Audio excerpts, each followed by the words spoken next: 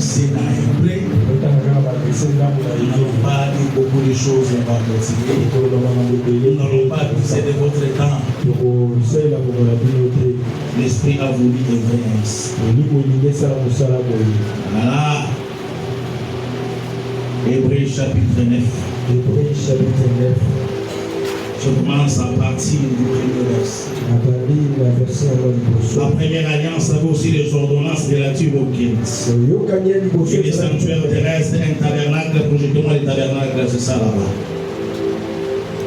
Dans la partie antérieure, appelée les lieux saints, étaient les chandeliers. La table, elle est pleine de propositions. Derrière le second val se trouvait la partie du tabernacle appelée les saints des saints, renfermant l'autel d'or pour les parfums. Et l'arche de l'alliance entièrement recouverte d'or.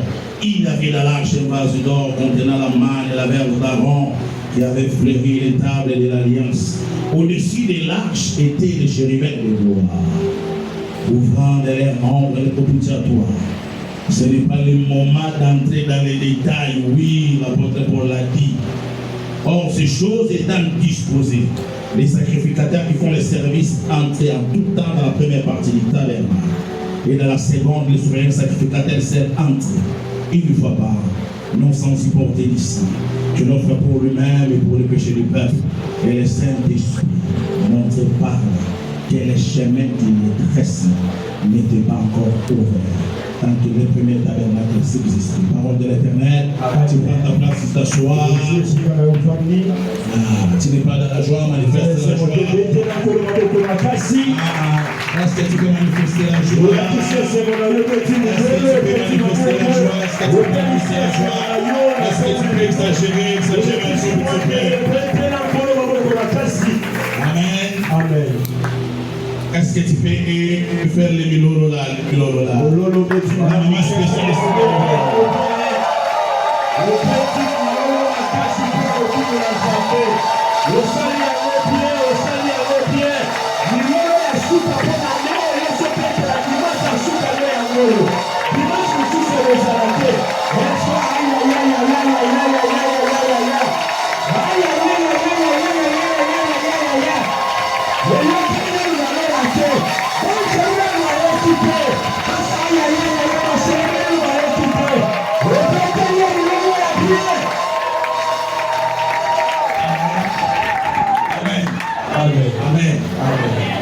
Mon peuple est péri fautiné, c'est-à-dire l'ignorance tue.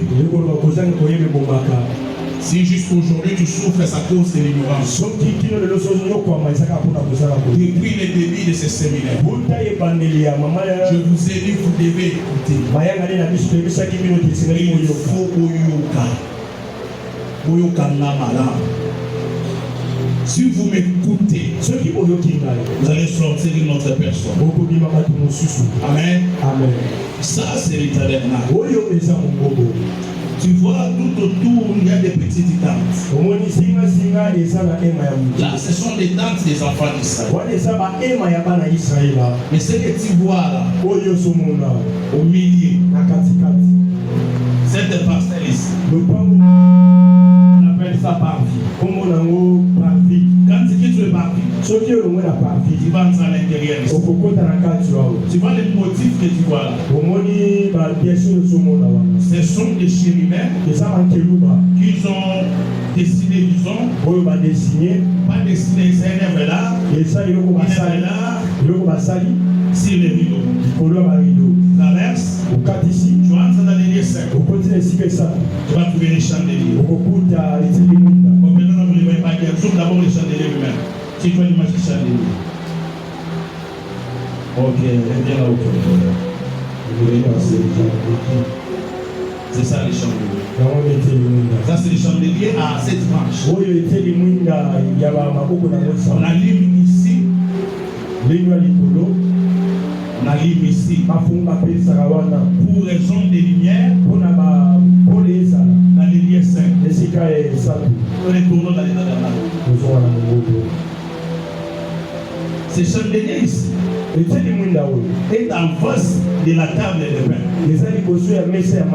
Cette table de pain, on appelle ça pain de proportion. Montre-moi d'abord l'image là, les pains de proportion là. Il y en a 12. Les Saka 12. Ça va? Est-ce que disent non, ça va? Si maintenant tu quittes ici, tu vas dans les liens très simples. Avant d'entrer là-bas, il y a un autre hôtel. C'est ce que nous appelons l'hôtel des parfums. Après cet hôtel des parfums, il y a des lieux très simples. Dans les lieux très simples, il y a ce que nous appelons l'arche. Montre-moi d'abord l'arche. Est-ce que ça va? Non, qui m'a on a montré nos images, on a beaucoup de temps dans la mairie. Pour ce qu'on a beaucoup de temps dans la mairie. Il faut aller dans le tabernacle, oui. Ça va? Amen. Ah, le colonel de Samala. Maintenant, d'abord pour toi même. C'est ça là. Les deux motifs que tu vois, ce sont des chérubins. Maintenant, à l'intérieur de l'arche, il y a ce que nous appelons la manne. La manne du 6e jour. Parce que la manne tombe du premier jour jusqu'au 6e. Mais la manne du premier jour est périssable. Quand ça tombe le lundi, la nuit arrive, cette manne-là ne peut pas traverser les marches. La manne du mardi ne peut pas traverser les mers.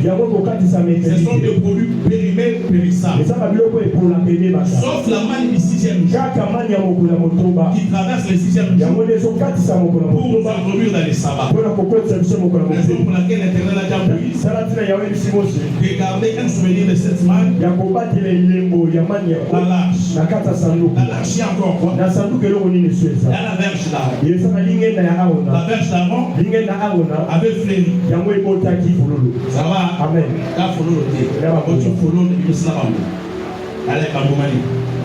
Amen.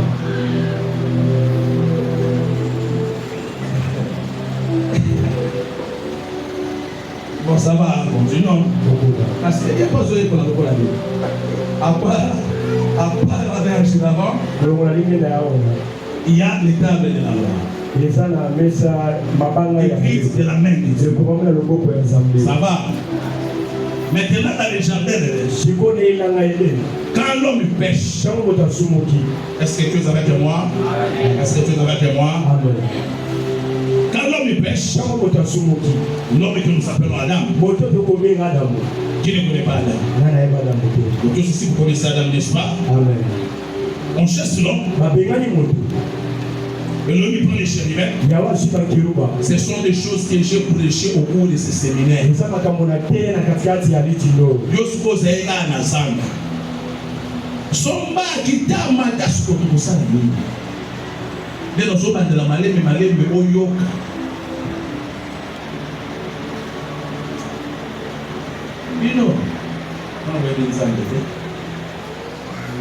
On empêche l'homme de toucher à l'arbre de vie. L'arbre de vie, c'est le fruit, n'est-ce pas? Le fruit, c'est la nourriture, n'est-ce pas? Parce que vous êtes d'accord avec moi. Le fruit, c'est une nourriture, vrai ou faux? Le fruit est une nourriture, vrai ou faux? Amen. Quand on empêche à l'homme de toucher à l'arbre de vie, c'est-à-dire l'Éternel a privé à l'homme la nourriture.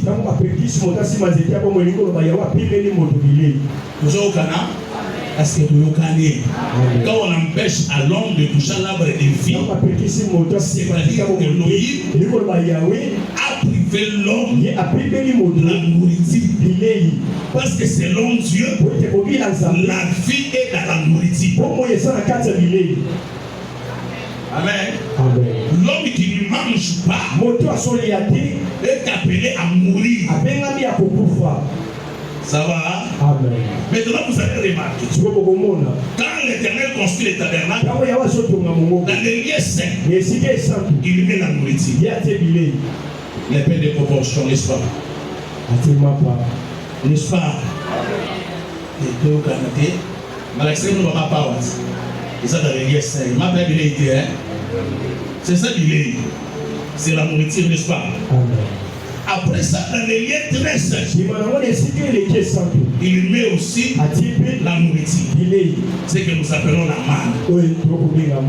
Maintenant, écoute. écoute-moi. Et vendredi, j'ai parlé de trop de choses. Aujourd'hui, j'ajoute un petit rien, je clôture. C'est à toi d'écouter ce que je t'ai dit. Envoie l'image du tabernacle.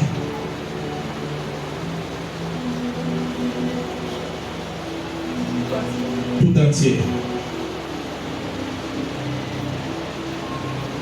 Oui, tu vois, dans les tabernacles ici, le diable n'est pas là. Est-ce que nous sommes d'accord? Est-ce que nous sommes d'accord? Ici, tabernacle veut dire demeure. C'est une maison entente, n'est-ce pas?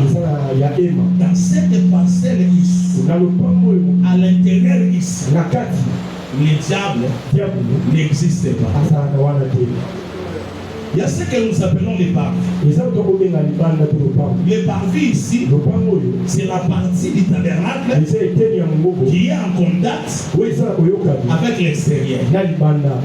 Mais les lieux saints et les lieux très saints n'ont pas de contact avec l'extérieur. Je parle encore. Je répète. Ici, le diable n'est pas là. Satan n'existe pas ici. Satan, il est en dehors. Ça va? Amen. En dehors. C'est en dehors ici. Il y a les liens. Amen. C'est en dehors ici qu'il y a la maladie. C'est en dehors ici qu'il y a la mort. C'est en dehors ici qu'il y a la pauvreté. Ce tabernacle que vous voyez est construit dans les déserts, en plein désert. Mais les lieux saints et les lieux très saints sont couverts du pot de dauphin. J'en parlais déjà. À l'extérieur, ici, il y a trop de problèmes. Alors ça, c'est l'explication du jardin d'Éden. Maintenant, Elohim vient expliquer à Moïse le jardin d'Éden. Ce qui était l'endroit pour sécuriser Adam. Il dit à Moïse, quand j'ai chassé Adam, j'ai mis les chérubins pour empêcher Adam de venir manger la nourriture, les fruits de la vie. Je l'ai empêché. Quand tu vas construire le tabernacle, comme le tabernacle, c'est l'explication du jardin d'Éden. Tu prendras les mêmes chérubins. Vendredi, on a essayé de nous bâcher le bien. Là, il y a du chérubin. Là, il y a du chérubin. Là, il y a du chérubin. C'est nous vendredi. Hein? Au lobby? Le moment là qui est, dans la voisine, on a mis. Les millions. Donc, nous sommes bâchés le bien. Tant que nous sommes bâchés le bien. Mais ce jour, tu es naïf. Tu sais, maman déjà, maman, on va se dire, mon père, puis, ana misu tina mbutu, ma papu na misu, liboso na misu, sima na misu, ba misu, ba ana ma papu, ils ont 6 heures. Ça va? Dès pour se couvrir la face, il va les proposer pour battre la théologie. Donc, à ta parole, il va savoir, il va y avoir ça va? Si on va continuer la présence, c'est oui. Parce que ma papu n'a pas voulu parler. Parce que ma papu n'a pas parlé. Parce que ma papu n'a pas parlé. Donc, vous connaissez, hein? Je dis que ma papu n'a pas parlé. On va la cage sur la chérie. Ma papu n'a pas parlé. Mais ma papu n'a pas parlé. Ça va? Est-ce que ça va? Ma frère, est-ce que ça va? Je peux continuer ici là. On prend les chérubins. Je suis dans Genèse chapitre 3. On empêche l'homme. Mais quand l'homme est chassé, il est victime d'une malédiction. Tu es poussière, tu retourneras à la poussière. L'apôtre Paul vient nous dire, les salaires du péché c'est là. Alors tu vois, les salaires du péché c'est là. Les salaires du péché c'est là. Et c'est quoi le péché? Le péché c'est la transgression de la loi. Les salaires du péché c'est là. Il y a la chose ça faut la même histoire qui nous va là. Il y a le web tout le monde il y a cette chose qui là va. Si on n'a pas dit na ba demi là. Le mètre triangulaire. Le gros moi accès le mètre extraverse. La limite est là. Donc on a une chose dans le parcours. Tu es erré de te retrouver à midi assis ici. Je te parle de ces choses. Mon était dans notre galère. Je te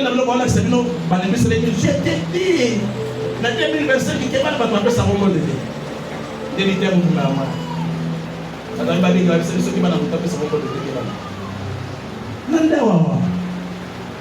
les salaires du péché c'est là. Oh tu vois papa, j'enseigne ici. Les salaires du péché c'est là. C'est la mort. Et le péché c'est quoi?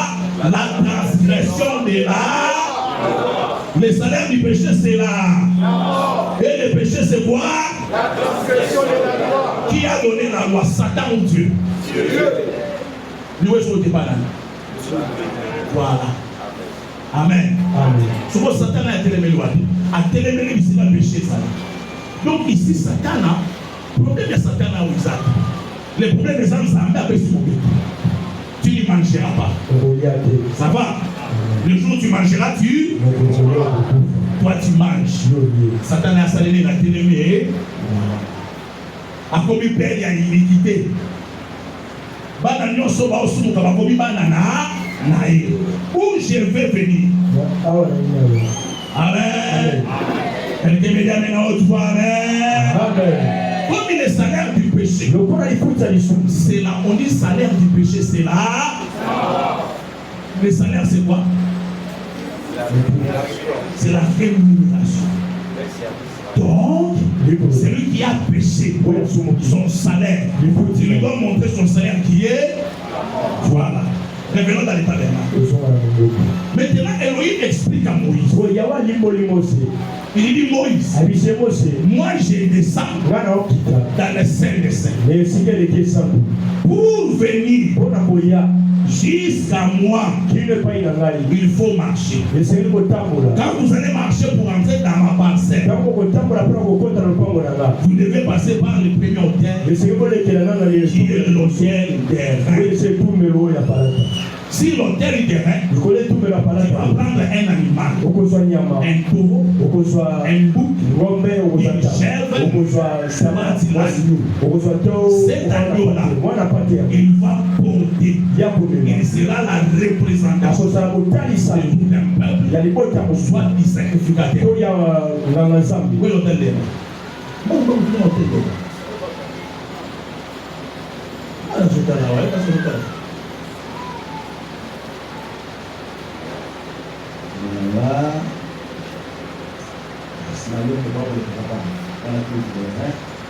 Voilà.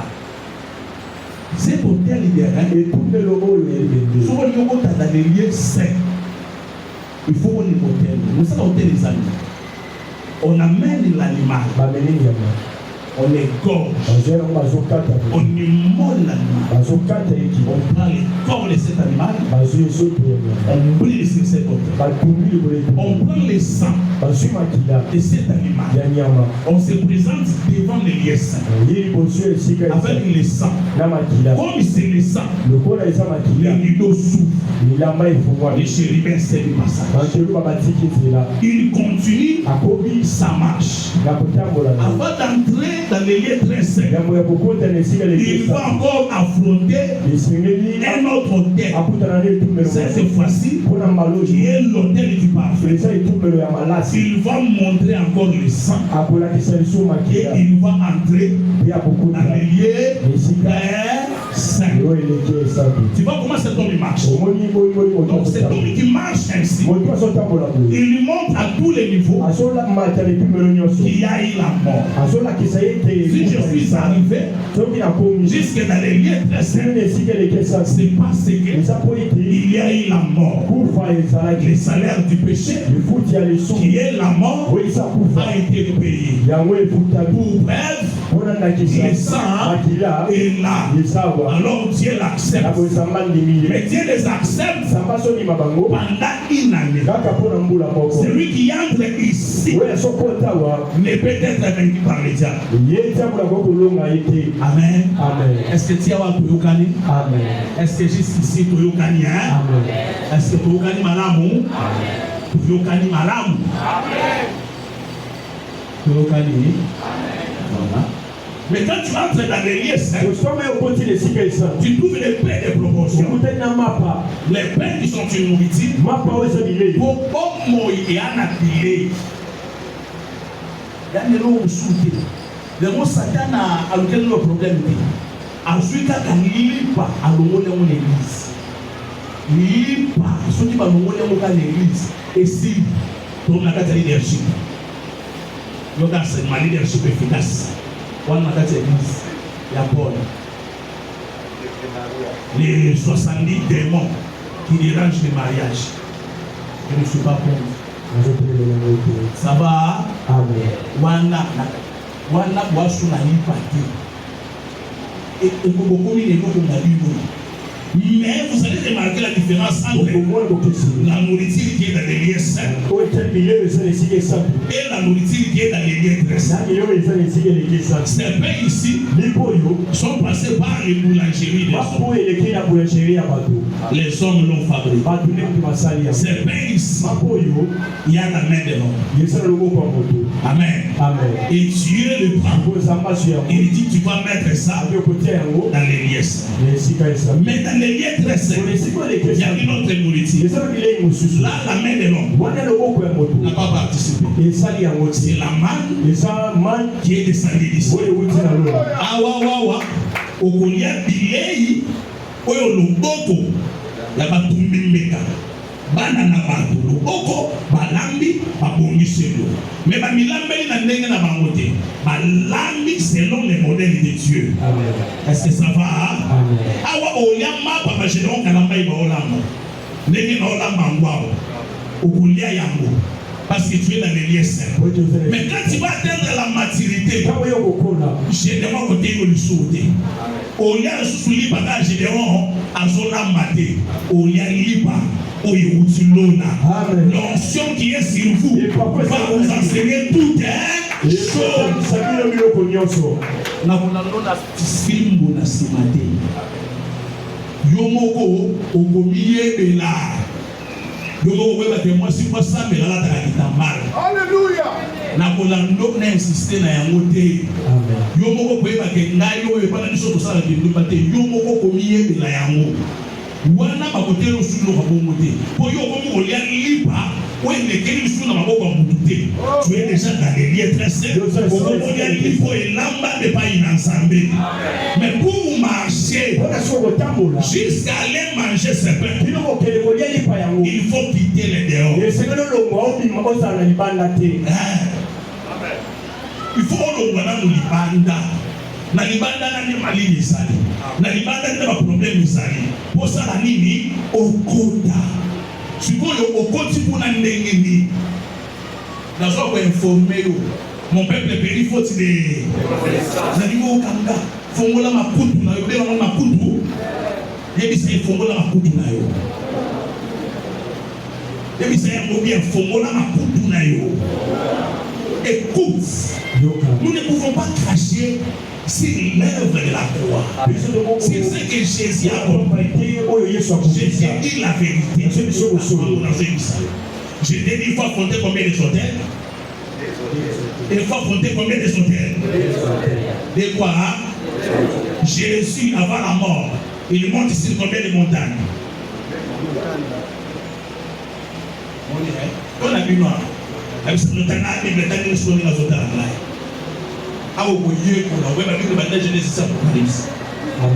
Avant de mourir, Jésus doit monter. Sur combien de montagnes? La montagne de bon, montagne. Aucune église n'est venue. Vous voyez, parce que papa va terminer la salle. Parce que 14 ans, 25 ans à la 4e. Donc on a dit pas. Sur l'église, on a dit pas. On va la 4e ignorance. Vous serez des ayants droit pour éviter que vous soyez ayants droit. Vous n'avez pas d'ensemble, vous faites du combat. Pas d'ensemble, vous faites la 4e célibat. La 4e lien. Pas malade de son maman. Les enfants d'été ne meurent pas de la maladie. Vous ne mourrez pas de la stérilité. Vous ne mourrez pas des empoisonnements. Les pères nous rappellent à la maison. Amen. Nga maladi ebomangati. Nga baobenga ngande na ndaku shebiso. Oyo nzela ya kokendele. Atoko na bi akende na nzela maladi. Akende na nzela accident. Akende na nzela oyo. Wana so baponeli nga nzela. Mais nzela ko peso na boyi. No kende nzela wana. Amen. Amen. Ça va? Amen. Mais yo okolo na minzo. Ewe ilebo. Aladaki. Na akuta la mukite. Ba finaje kimbo. Bon, écoute ce que je t'ai dit. Si tu bois de cette eau, tu l'auras pris. Amen. Est-ce que tu es malade? Amen. Il monte sur combien de montagnes? Des montagnes. Si la première montagne, il monte sur la gueule. C'est disciple. Il s'éloigne de voilà, c'est la montagne des oliviers. C'est la montagne des oliviers. Là, il doit donner le sang. Parce que c'est sur l'autel des reins. Amen. L'autel du jugement. Jugement Kouéouana. Papa Dieu Samisai. Amen. Amen. C'est cet eau-là. C'est cet agneau-là. Oh, parce que l'on a tabernacle. Il y a une poisson. Il y a un bébé. Pas comme ça, Messiah. Mais yo, à nos jours de la mer, là, c'est innocent. Yo, c'est innocent. Batilo maboko, barakelo mabe, balobi omemi mabe no so Israël. Ndeti na ngamutu mbeka, il faut na bomari o. On a choisi azolela. Ça va? Amen. De Yesu. Pas de discuter la montagne olivier. Alors, s'il te plaît, si c'est possible, tu peux éloigner. Tu peux faire quoi? Tu peux éloigner quoi? Tu peux éloigner là? Yesu a ça.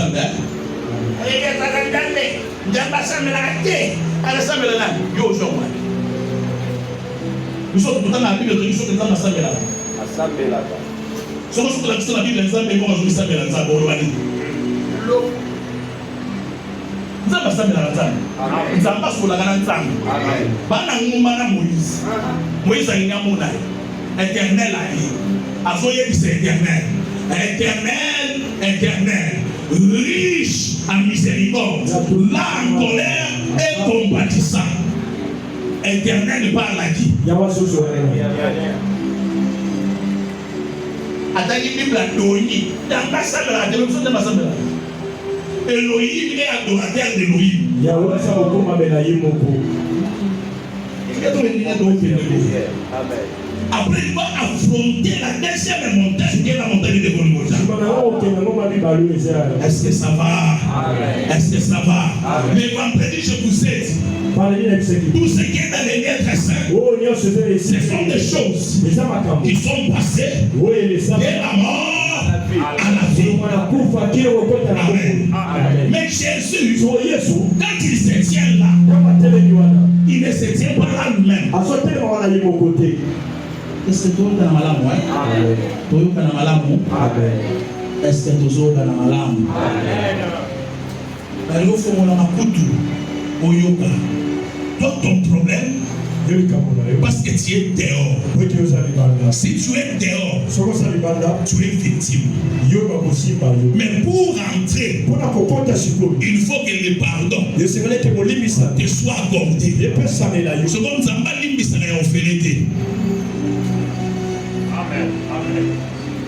Amen. Amen. Tu dois quitter, mais dommage, il faut ça là. Ça va, non, ça va pas monter. La mission, ça va, tu dois quitter, mais dommage. Il faut dédommager. Il y a solo problème, il y a pénalité, il y a civil. Mais il faut ça l'année au Fouda, c'est ça.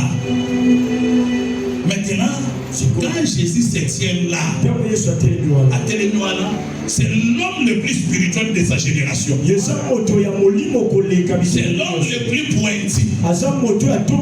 C'est l'homme le plus puissant parmi les hommes. Yokanisi soni pepe palimande. Elle est dans le moko ba yotuna.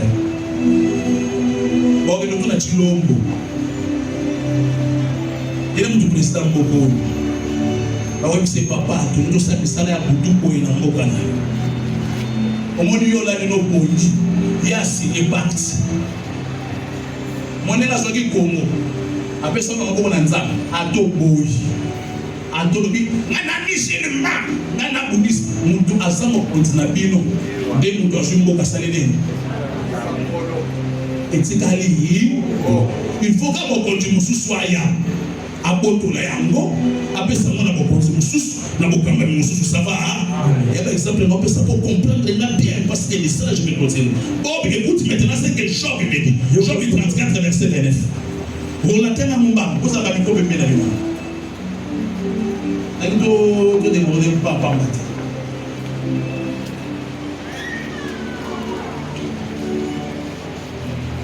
Job chapitre 34 verset 29. S'il donne le repos, qui répondra les troubles?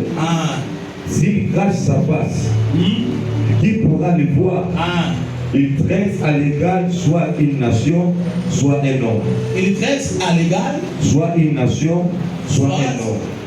Une nation. Quand nous avons une nation, quand nous avons une nation, à mon avis, quand nous avons à mon nation, de qui s'agissait? Maintenant, Romains chapitre 6. Il est dehors et risqué. Pour mon avance, pour aux banda. Le nom de la pelona, il faut que tu aies la carte. Et bon, on a eu sur la carte, il y a ça. Comme nous avons la carte, on a bon. Romains chapitre 6. Commence à partir du premier verset. Verset 1er. Que dirons-nous donc? Demeurerons-nous dans le péché afin que la grâce abonde? Loin de là. Loin de là.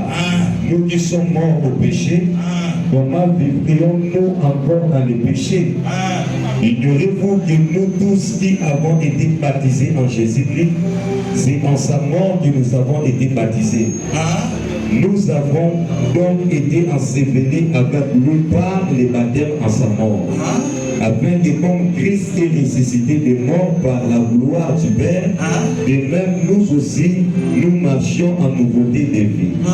En effet, si nous sommes devenus une même plante avec lui par la conformité à sa mort, nous le serons aussi par la conformité à sa résurrection, sachant que notre vieil homme a été crucifié avec lui, afin que le corps du péché fût détruit, pour que nous ne soyons plus esclaves du péché. Car celui qui est mort est libre du péché. Or, si nous sommes morts avec Christ, nous croyons que nous vivrons aussi avec lui, sachant que Christ, ressuscité des morts, ne meurt plus. La mort n'a plus de pouvoir sur lui, car il est mort, et c'est pour le péché qu'il est mort une fois pour toutes. Il est parvenu à la vie, et c'est pour Dieu qu'il vit. Ainsi, vous-même, regardez-vous comme morts au péché et comme vivants pour Dieu en Jésus-Christ.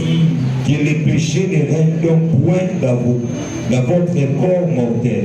Et n'obéissez pas à ses convoitises. 4. Nous avons donc été ensevelis avec lui par le baptême à sa mort. Nous avons été ensevelis avec lui par le baptême à sa mort. Mukolo Yesu aokufa toke maleme yoka. Mukolo Yesu azokufa comme liboso na nzambe mutu moko azo représenter libota mobimba Yesu azokufa na yo. Amen. Amen. Akufi na yo na bomoto na yo ya kala.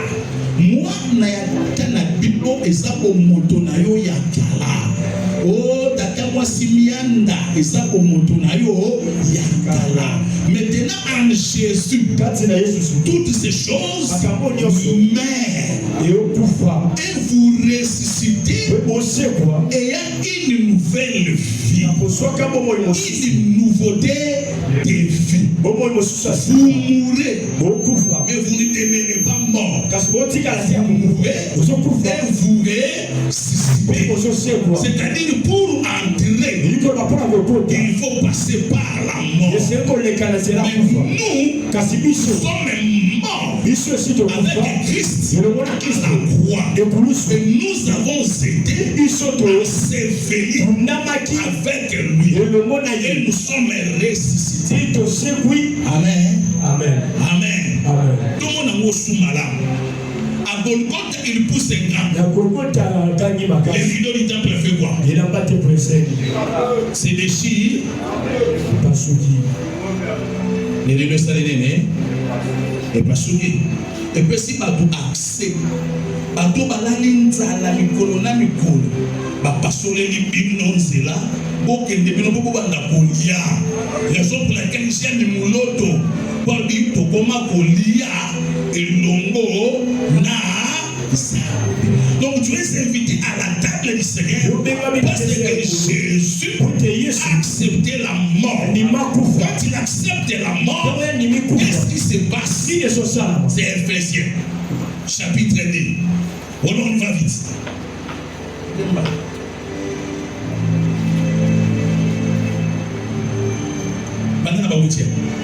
Ephésiens chapitre 2, verset 8. Car c'est par la grâce que vous êtes sauvés. C'est par la grâce. Ah, tu vois, c'est par c'est par yo na libanda eloko tu es victime. Un jour on vient, on ne te trouve plus dehors. Dis ma tuni mutuna. Babi ya sawapi. Babi o ya kotina kati. Satana babi ya kotina kati ndumba. Abota kunande. Abona kwakele okuya ata pasteur na baba de ni chichamba na chichamba. Azotumba ngres. Azawa baby si abuna. Azabuna na kati. Oh! Abi oyo amela njamba. Kuna kesala. D'abord pour so bagé, c'est pas ça ne dépend pas de tes œuvres, ni des œuvres de ton père, ni de ta mère, ni de ta justice. Mais c'est pas grâce. Pourquoi il dit c'est pas grâce? Car c'est par la grâce que vous êtes sauvés par les moyens de la foi. Et cela ne vient pas de vous, c'est le don de Dieu. Ce n'est point pas cela fait quoi?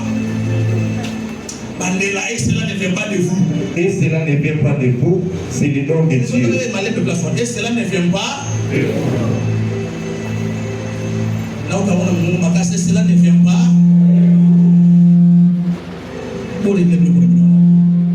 Et cela ne vient pas, mon ami.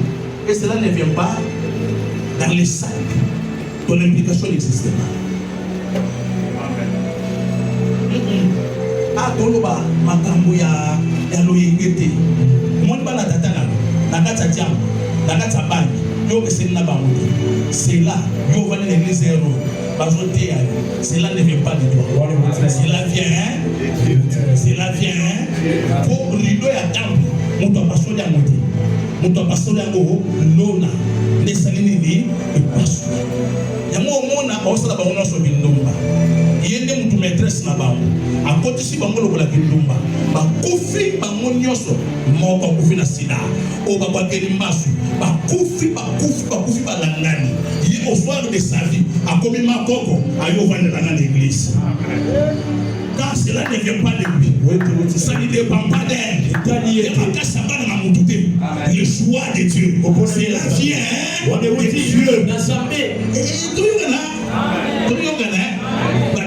Babitula na kata fami bakala kati bakela na limbo sote fami na bango sa ndenge wana 45 ans chez les parents 60 ans chez les parents on te misaka mutu asate mais yeo aboya abimisi mutu abali atongi avandisi batu nyonso. Cela ne vient pas de lui mais cela vient de Dieu et l'élection de Dieu ne dépend pas de celui qui fait ni de celui qui court mais de Dieu qui fait grâce à qui il fait.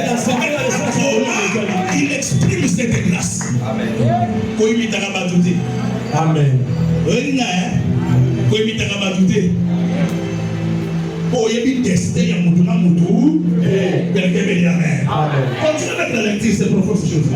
Ce n'est point par les œuvres afin que personne ne se glorifie. Cela vient de Dieu. Papa, on est venu pas. On force au tir à moi. Il tout là, il faut que vous ayez les gars. À moi, il m'a cassé le dos.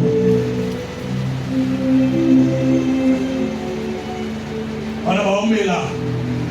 On te met tout à l'heure, on a fait tout ça là. Batika monte sur le nez. Amen. Batika monte à 14 jours. Cela ne vient pas de l'homme. Pour que personne ne se glorifie. Comme on va dire que personne s'embêter. Alors, pour que tout le monde rende sieste de ma grâce. Pas de merci Zambé. Pas besoin de s'acquitter bandumba. Talalelo. Basali na yo. Tout ça qui tourne là, tout aussi que la maman s'en a chilolo. Mais talalelo yo. Pour que personne ne se glorifie. Cela ne dépend pas des œuvres. Pourquoi ça ne dépend pas des œuvres?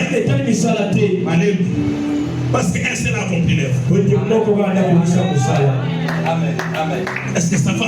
Amen. Parce qu'un seul a accompli l'œuvre. Vous avez la malade, hein? Ça va. Il va bien. Donc Moïse n'a pas accompli l'œuvre. Élie n'a pas accompli l'œuvre. Ça va. Esaïe, Mahomet, Branham, Simon, Bouddha, personne n'a accompli l'œuvre. Un seul a accompli l'œuvre. Et après il a dit Père, tout est à je vais l'accomplir l'œuvre. Ceux qui sont en Christ ne sont pas sauvés par leurs œuvres. Ils sont sauvés par la grâce de Dieu. C'est ça la Bible. Continue là-dessus. Ce n'est point par les œuvres afin que personne ne se glorifie. Eh papa, et bon ce que sommes dans un la massa. Papa, et bon ce que ça on a qui dumba outing. Amen. Ce qui passe ensemble était ayo kanenge na hote ya bino. Amona ndenge na soto kabo. Akufa lokola shida.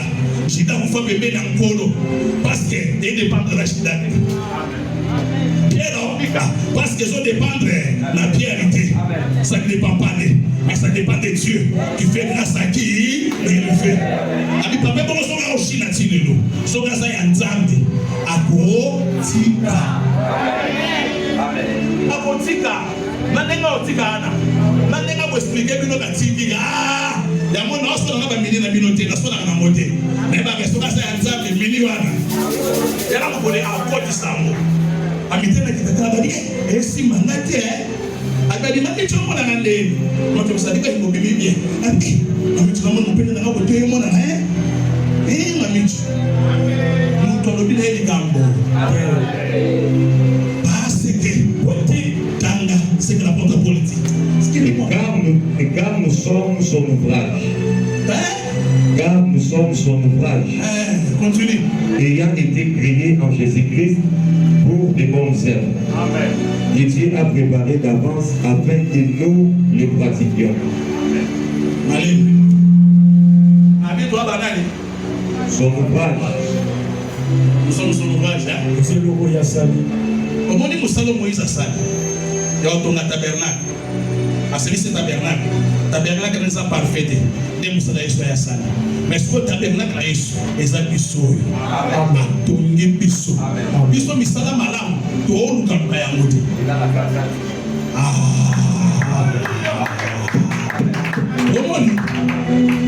Moi misala malam. Tu es tout bien à te forcer à te. Tout le camp est amoudi. Tout le camp est amoudi. Quand on voit na kati ya Yesu, yalo kona tetani dame. Mon temps quand on peut misili dame. Parce que c'est sa nature. Continue. C'est pourquoi vous autrefois païens dans la chair. Vous autrefois païens dans la chair. alors benini. Vous autrefois. Sala nangayawa. Alors benini. La comostils. La comostils. Yo kana mona na sote yao. Bobo moye vani na kati mako na oluba. Vous autrefois qui? Païens dans la chair. Païens dans la chair. Païens où? Dans la chair. Païens où? Dans la chair. Donc, le pango de Kabolo Nanzambi. Et ça dit. Ça va? Votre païen dans la chair. Donc, le pango de Kabolo Bisso. Nanzambi. Rideau. Oui, Kabolo Bisso naï. C'est quoi? La chair. C'est quoi? La chair. À haute voix, c'est quoi? La chair. Ah, nous on a mon ensemble aussi les gars. Là, voilà. Donc on a mon ensemble mobile. Soit sommi quoi on a des hommes qui viennent à chambre. Là, voilà. Donc on a mon ensemble escroc. Mouilli, biso si donc ça. Voilà ce que ça m'a passé. Adi, j'attends encore des semaines. Voilà ce qu'on a dit, veste la cravate. À ce que ça m'a exalté dans la. Mais tu vas aller dans le pays, on a été. On a ma frère, on a mis la scophe de son. On a mis le raté, mais tu as dit. On a ce que frère, je me suis dit, on a eu un pays. Je peux me dire à terre, on a dit, mais tu as tenté à trop. Dans la chair. Païen dans la chair. Donc, on a malamu païen dans la chair. Donc, on a un t'as la base, t'as la base, t'as la base, païen dans la chair. Et ça m'a campé, m'a campé. Parce que on a dit bouta. Mais pour ça, le problème, comme on a mis place mon gars, bouta. Allez, bon, on va se c'est païen dans la chair. Nous, autrefois, Ils sont pas les lits. païens dans la chair. C'est-à-dire, la chair nous nous empêche ils ont pris ça. d'être agréable à Dieu. Hébreux chapitre 10. Commence à partir du 8e verset. Après, nous allons retourner dans Éphésiens. Vous voyez des vrais passages là. Comme il a dit, il à partir de Hébreux chapitre 10, verset 8. Après avoir dit d'abord, tu n'as voulu et tu n'as créé ni sacrifice, ni offrande, ni holocauste, ni sacrifice. ayebisa no boyelanga bantaba boyelanga bangombe bazosepela na yango te badi agré yango te après avoir dit qu'il n'a agréé ni sacrifice ni holocauste agré ozoluka yo ni mutu bito akana ngo agré yango te pona ni problème na wesa ni continue. Après avoir dit d'abord, tu n'as voulu et tu n'as créé ni sacrifice, ni offrande, ni holocauste, ni sacrifice pour les péchés, c'est qu'on offre selon la loi. Il dit ensuite, voici, je viens pour faire ta volonté. Il abolit ainsi la première chose pour établir la seconde. C'est en vertu de cette volonté que nous sommes sanctifiés par l'offrande du corps de Jésus-Christ. Par l'offrande de qui? Du corps de Jésus. Yayo, yadatena yo, wakati kuvoke mangengenge, osabela kimi mosali 40 jours. Ya, continue. Une fois pour toutes. Et tandis que tout sacrificateur fait chaque jour les services et offre souvent les mêmes sacrifices qui ne peuvent jamais ôter les péchés. Lui après avoir offert un seul sacrifice pour le péché, s'est assis pour toujours à la droite de Dieu. Continue. Attendant désormais que ses ennemis soient devenus son marchepied. Car par une seule offrande, il a amené à la perfection pour toujours ceux qui sont sanctifiés. C'est ce que le Saint-Esprit nous atteste aussi. Car après avoir dit, voici l'alliance que je ferai avec eux.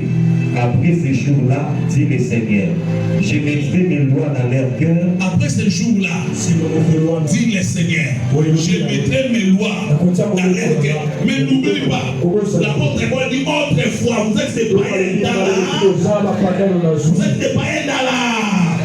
C'est ça les rideaux qui vous séparent dans la cage de votre chair. Il dit ceci. Ainsi donc, frère, puisque nous avons au moyen 19, au moyen du sang de Jésus, il est libre d'entrer dans les sanctuaires par la route nouvelle et vivante qu'il a inaugurée pour nous au travers du voie. C'est-à-dire et ça. Souvent, on va Bible dit, ma première chose de ça, la boyo, tout ça, la boyo. Mais tu n'as pas sur son bon magas. Quand on dit qu'on a malé, on dit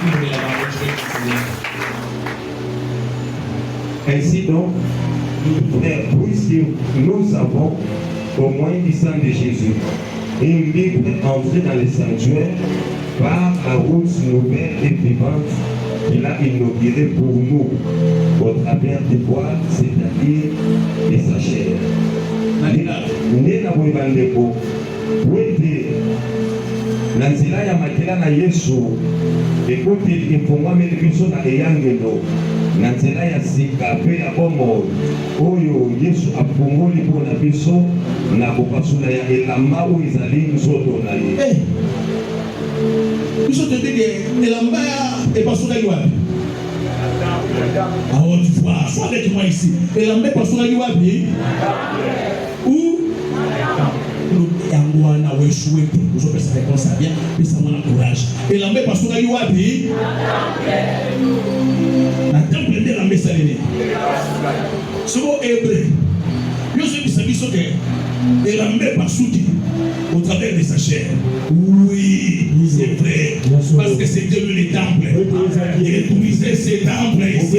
Je les rebâtirai dans 3 jours. Tu vois, on se fait dans la chair, tu es païen. Parce que la chair, c'est le foie, c'est la miraille, c'est la séparation. Mais un homme a déchiré la chair et il t'a donné l'accès libre. Si tu n'es pas pris de ta chair, si tu n'es pas pris de quoi, tu as libre accès. C'est bien ce qui rapporte pour le clôture. Ephésiens chapitre 1. Lis maintenant les 13e verset, nous allons finir par là, jusqu'au 15e, même 19e. Verset 13. Oui. Mais maintenant, en Jésus-Christ, vous qui étiez jadis éloignés. Vous qui étiez jadis éloignés. Jadis quoi? Éloignés. Vous avez les bandes makambo. Mikolo na bino. Batata na bino. Babi makambo. Et pas nous sommes au Bouddha. Bakata kabino banjoro. Bakati suki. Baki baboye na baboye na mani. Ba cérémonie bébé. Et pas na bino. Voilà, continue. Jadis éloignés, vous avez été rapprochés par le sang de Christ. Vous avez été rapprochés par quoi? Par le sang de Christ. Vous avez su musikate. Et tosokana. Ozaka musikate. Ozamwana ya ndako. So makambo telemelo makasi. Yebaka te yozaka su musikana za eza pour kilité. Eza pour betishitité. Eza pour les photondité. Eza pour yokilité. Wa musikana nzambe te pona makila. Ya Yesu etalaki. Sorti directement 19. Ainsi donc, vous n'êtes plus des étrangers, ni des gens du dehors. Voilà. Mais vous êtes concitoyens des saints. Amen. Amen. Amen. biso bato ya libanda oza bato ya wapi wa bato ya kati wekete kuna na kati kuna nde bile ezali olala so nzala te nde ayebiso babike oya kolia ngai akoka susu posa akomela te akoka susu nzala te parce que vous êtes les gens de la maison de Dieu. Donc akolia yo te wana kati ndako na Nzambe.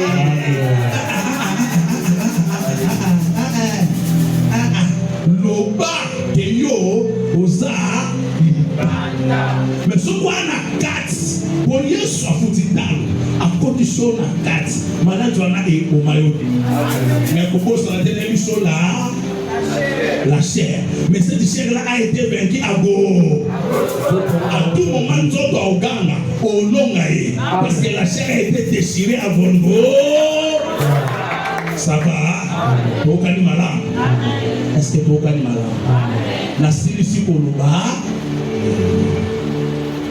na lobi pendant la bataille de séminaire na lobi de lorsqu'on a clôturé koloba donc il lobby l'aide na bandi ba service mardi ba service à Souka de la Sainte Seine mercredi na mutu ya vie tokani malamu tokani malamu lobi na bandi ba na banda ngolobi moyena sa mo le te ko yebe ko sa biji akaba bomba sa mo na ba sauté ko ba pasa mo ki ba dimle neti lobi o kima amen lobi ndenge o kima lobi wana ngape na koya lobi bobo msana passer arrête franche déjà mon passé